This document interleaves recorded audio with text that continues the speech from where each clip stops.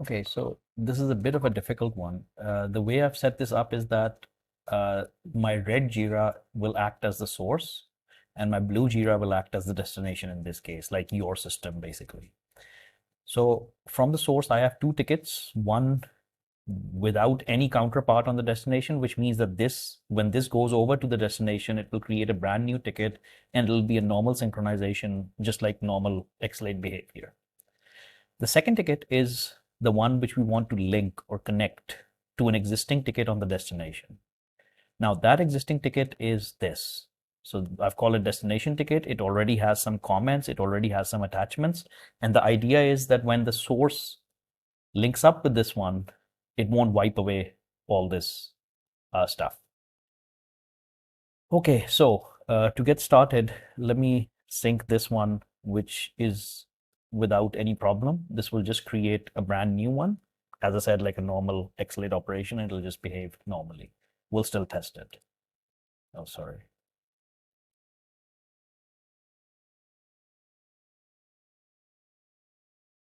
Okay, great. So it created this on the blue side, and that's great. So I can make a comment out here.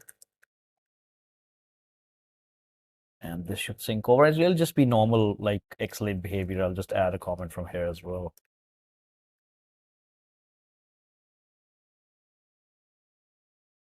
Right, so my old one, my old one came over, and the one that I just added now will go over to the blue side, and everything works normally. That part is fine. All right, I'm just going to close these two out.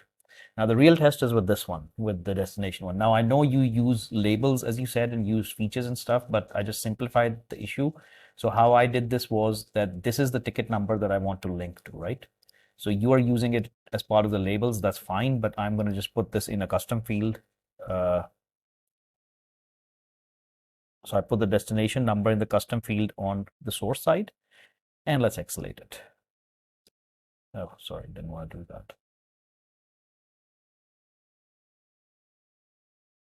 Right, so what I expect to happen is that this will link up to Syed B76 instead of creating a brand new one.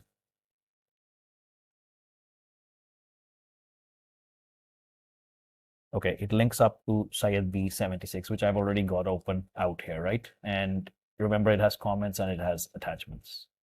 So the comments remain, the attachments remain.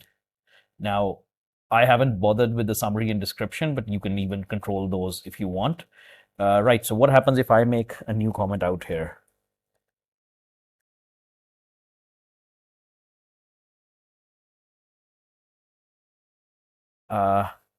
This should sync over. In fact, all of them should sync over, right? So all this payload should sync over to the source side. The problem, as far as I understood from your explanation, was with the in the first saying things are getting wiped away, which is attachments and comments. So that is the one that I've tried to address out here. Right, so I got my comments, I got the attachments, and this should work both ways now